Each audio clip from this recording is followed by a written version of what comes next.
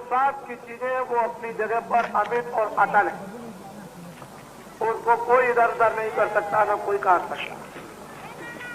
वो समय वक्त है, वक्त और समय का दृश्य और काम, वक्त और समय का दृश्य और काम, और समय के इंसान और इंसानों की बुद्धि अपने आप बनते करा। इसलिए आज सबके सब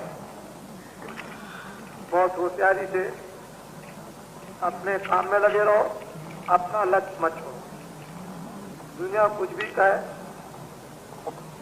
ये बात जरूर है कि मैंने अभी तक कुछ कहा नहीं था, लेकिन ये जरूर है कि संसार में लोगों का अविश्वास अखबारों की तरफ से अधिकांश हो गया।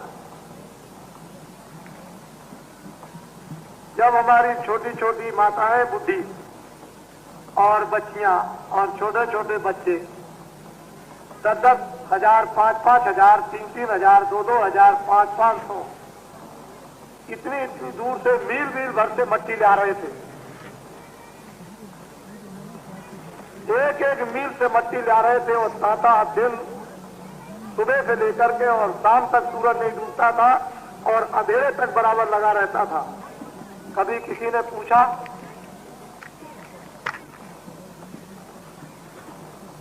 इस सेवा के संबंध में जहां पर कि मानव आकर के आराम लेगा, कभी लोगों ने इस बात के लिए कभी पूछा?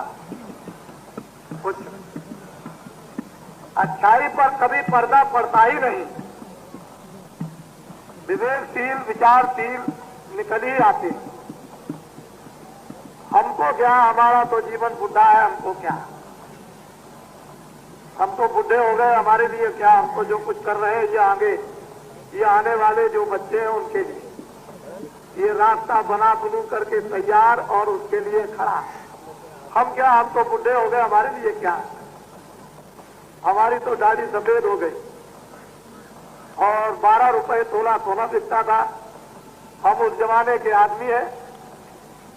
1 रुपए का 60 किलो चना खरीदा है। आप हमको क्या सिखाएंगे? हमको तो जो गुरु महाराज ने सिखा दिया वो सीख लिया। आपके प्रोपेगेंडा और झूठे प्रचार से बाबा जी के मस्तक पर और बाबा जी के भक्तों पर कोई असर नहीं।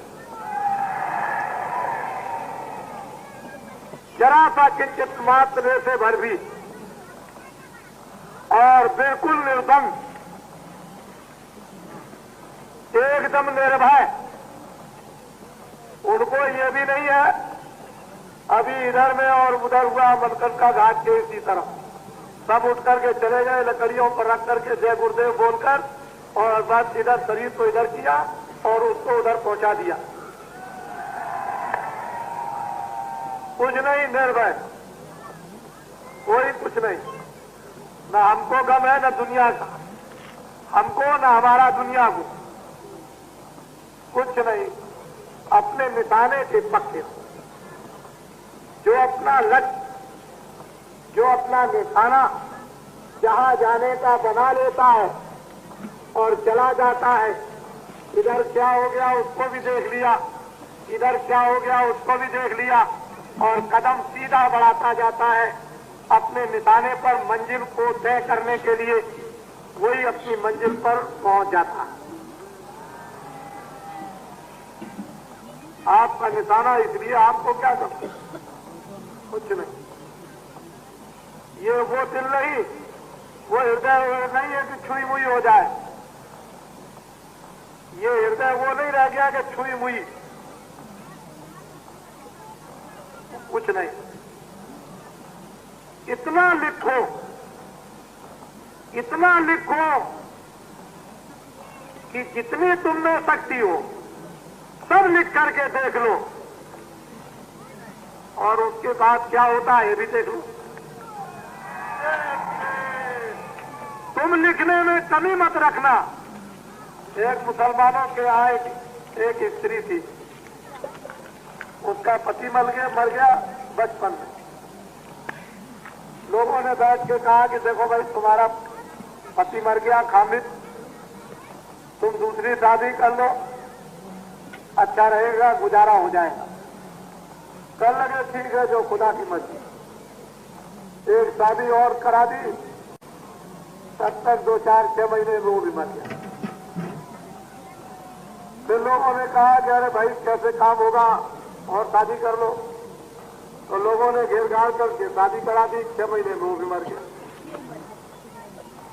किसी ने कहा अरे भाई क्या हुआ, तो मतलब 1 साल में 2-3 मर गए, एक और कर लो, कोई बात नहीं है। तो उनका ठीक है, तो 6 महीने में वो भी मर गया। एक दिन खड़े होकर के बोली कि अल्लाह ताला तुम अपनी करनी में कोई कमी मत रखना, मैं तो दूसरा और कर लूंगी। अपनी कमी में कोई कमी मत रखना, मैं तो और कर लूंगी, मेरे लिए क्या, अब तो मेरे लिए रास्ता खुल गया। तो कहने का आप अपनी करनी में कोई कमी मत रखें, मेरे लिए क्या है, गंगा जी का घाट है, इधर नहीं और तरफ जाऊंगा, उधर को खिसक जाऊंगा, मेरे लिए क्या, मेरे लिए कोई इसमें। तो नर नारी बच्चे बच्चियों, आपके द्वारा कुछ काम होने वाला है।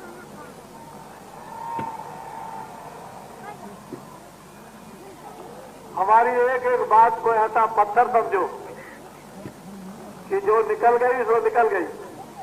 आपके द्वारा कुछ होने वाला है, और जो आपके द्वारा होगा वही भगवान को मंजूर है। इसलिए आप कोई बात किसी की मत, किसी की कोई भी बात आप सुनो नहीं, अपने काम में पक्के, अपने धर्म में पक्के, अपनी सेवा में पक्के, अपने भजन में पक्के, अपने प्रेम में लगे रहो। बिल्कुल घर गृहस्थी के अपने काम जितने भी हैं उनको पूरे फर्ज पूरे करते चलो, और भगवान का भजन और जीवात्मा को जगाना, उसके ऊपर आवरण गंदगी का पर्दा हटा देना। सब काम अपने पूरे पक्के कर लो, चलने के अंतिम समय तक। यही बात आपको हमने बराबर निरंतर पढ़ाया है। तो आप सब बहुत भाग्यशाली है, और प्रभु की दया बड़े जोर से बढ़ रही है, बड़ी कृपा हो रही उनकी।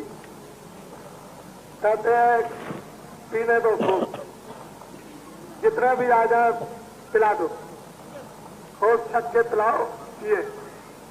कोई आ जाए खूब पियो, जितना पी सकते हो। अगर तुमने उसमें 1 बूंद गिरा दी तो बस 1 बूंद की कितनी जूतियां जम की पड़ेंगी, इसको समझ लेना। खूब छक के पियो। ये ऐसा भंडार खुल गया है गंगा रेती पर, पीने में कभी नर नारी बच्चे बच्चियां न रहे। और ये तो आप जानते ही हैं, गांववासी क्या होते हैं उन्हें तो भगवान मालूम नहीं। वो तो सीधे साधे होते हैं, गांव में मोटा काम करते हैं, मोटी भाषा होती है, मोटे कपड़े पहनते हैं, मोटा खाना खाते हैं, मोटा बोलते हैं। वो तो मतलब ये कि छल छिद्र उनमें तो कुछ होता नहीं है। तो ये तो आपको मालूम होना चाहिए कि महात्मा जिसमें छल छिद्र कपट नहीं होगा उसी से प्रेम करते। लोग कहते हैं बाबा जी धोबी है, राम भी तो धोबी थे, कृष्ण भी धोबी थे। बड़े बड़े पापी और दुराचारी और अत्याचारी और हत्यारों को गीद अजामिल, आपकी किताबों में लिखा हुआ है, गीद अजामिल हत्यारों को, उनकी मन को, उनकी बुद्धि को, उनके चित्त को, उनके अंतःकरण को, उनकी आत्मा को धोया। और धोबी नहीं तो क्या है, और कौन है? असली धोबी तो वही है जो हत्यारों को धो डाले। लेकिन हाँ, राम कोई जात के धोबी तो नहीं थे। तो मैं भी कोई जात का धोबी नहीं हूँ, मैं भी तुम्हारे मन बुद्धि चित्त अंतःकरण जीवात्मा को धोता हूँ।